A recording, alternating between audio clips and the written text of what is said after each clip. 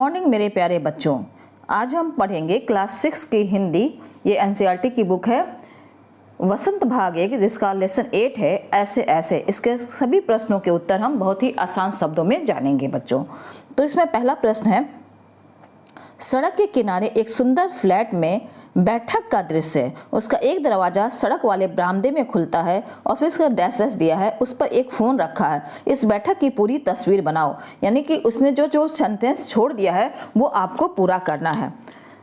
तो इसका उत्तर इस तरह लिखेंगे, सड़क के किनारे एक सुंदर फ्लैट में बैठक का दृश्य, उसका एक दरवाजा सड़क वाले बरामदे में खुलता है। बरामदे में रंग बिरंगे फूलों की क्यारियां रखी हैं। अंदर बैठक में दीवारों पर हल्का पीला रंग लगा है। एक तरफ सोफा सेट और दूसरी तरफ टीवी रखा हुआ है। टीवी के पास में एक छोटी मेज पर गुलाबी कपड़ा बिछा है, उस पर एक फ़ोन रखा है। बच्चों, ये तो हो गया मेरे शब्द, लेकिन इस तरह से आप अपने शब्दों का प्रयोग करके इसको पूरे प्रश्न का उत्तर बना सकते हैं। फिर है दूसरा प्रश्न है, माँ मोहन के ऐसे ऐसे कहने पर क्यों घबरा रही थी। तो इसका उत्तर इस प्रकार है, मोहन को पेट में दर्द हो रहा था, जिसका कारण भी नहीं पता चल रहा था। इस वजह से वह स्कूल भी नहीं जा पाएगा, ना जाने क्या बीमारी हो गई है। ऐसी कई सारी चिंताएं उनके मम्मी के मन में आ रहा था, माँ के मन में, और यह सोच सोच कर वह माँ घबरा रही थी। फिर तीसरा प्रश्न है, ऐसे कौन कौन से बहाने होते हैं जिन्हें मास्टर जी एक ही बार में सुनकर समझ जाते हैं। ऐसे कुछ बहानों के बारे में लिखिए।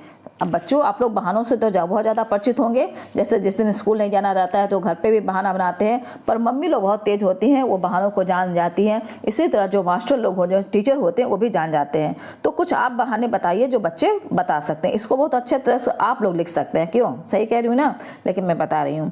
निम्नलिखित बहानों को मास्टर जी अच्छी तरह से जानते हैं। कौन कौन से? पेट में दर्द, सिर में दर्द, चक्कर आना, जी घबराना, होमवर्क की कॉपी घर पे भूल जाना, ऐसे कुछ बहाने हैं बेटा। तो इसको आप लिख लीजिएगा। फिर उसके आगे है भाषा की बात। इसमें कुछ व्याकरण आ जाता है। उसमें व्याकरण में एक प्रश्न दिया है। इसमें लिखा है, सेंटेंस हम पढ़ रहे हैं अभी, मोहन ने केला और संतरा खाया। मोहन ने केला और संतरा नहीं खाया। पहला देखिए, मोहन ने केला और संतरा खाया, यहाँ पे कह रहा है कि खाया, दूसरे में कह रहा है कि नहीं खाया। ठीक। तीसरा है, मोहन ने क्या खाया, यहाँ प्रश्न बना रहा है, ठीक ना, और कहीं पे निषेधवाचक बता रहा है। तो ये सेंटेंस, ये वाक्यों के रूप है। वाक्य किस रूप में है, जो वाक्य है, 4 वाक्य दिए हैं, वो किस किस रूप में है, ये आपको बताया जा रहा है। तो मोहन केला और संतरा खाओ, दूसरे में है घ है, मोहन केला और संतरा खाओ। ये 4 वाक्य दिए हैं।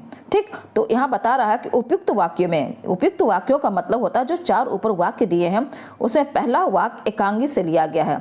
बाकी 3 वाक्य देखने में पहले वाक्य से मिलते जुलते हैं, पर उनके अर्थ अलग अलग हैं। इसमें कह रहा है जो 4 वाक्य हैं, चारों जो एक दूसरे से अटैच हैं, एक दूसरे से मिले हुए हैं, एक दूसरे से संबंधित हैं, पर अर्थ अलग है। पहला है, मोहन ने केला और संतरा खाया, तो खाया। ठीक।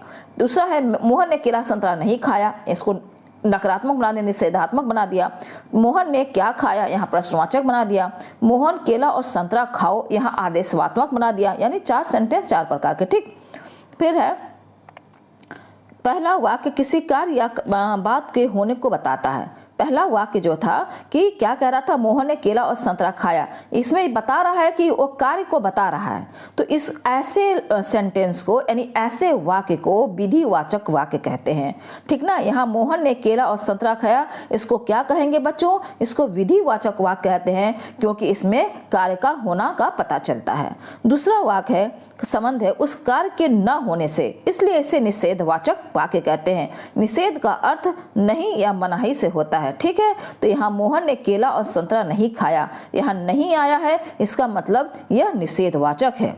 तीसरे वाक्य में इसी बात को प्रश्न के रूप में पूछा जा रहा है, ऐसे वाक्य प्रश्नवाचक कहलाते हैं। फिर तीसरा वाक्य, मोहन ने क्या खाया, जहाँ क्या का यहाँ क्या आ गया, इसका मतलब कि ये प्रश्नवाचक हो गया। ठीक है। फिर फोर्थ है, चौथा है, चौथे वाक्य में मोहन से उसी कार्य को करने के लिए कहा जा रहा है, यानी कि आदेश दिया जा रहा है, इसलिए इस वाक्य को आदेशवाचक वाक्य कहते हैं। ये 4 वाक्य आपको अच्छी तरह से मेरे ख्याल से आ गया होगा। ठीक। तो आगे जो है आपको उसी तरह से आपको भी वाक्य बनाना है। कौन कौन सा वाक्य बनाना है? जैसे एक वाक्य है, विधिवाचक वाक्य बनाइए, निषेधवाचक वाक्य बनाइए, प्रश्नवाचक वाक्य बनाइए और आदेश आप भी एक को बनाइए। तो यहाँ पे एक वाक्य आपको बता दिया गया है, रूथ ने कपड़े अलमारी में रखे। इसने विधिवाचक बना दिया कि उसने वो कार्य किए, कार्य का जब भी किया जाएगा तो वो क्या हो जाएगा, विधिवाचक।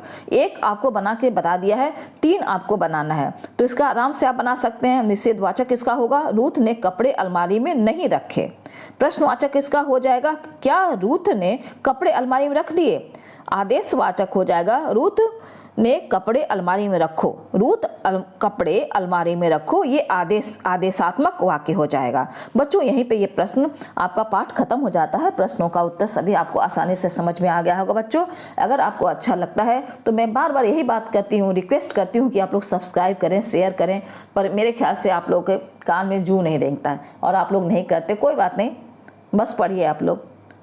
बाय बाय, धन्यवाद।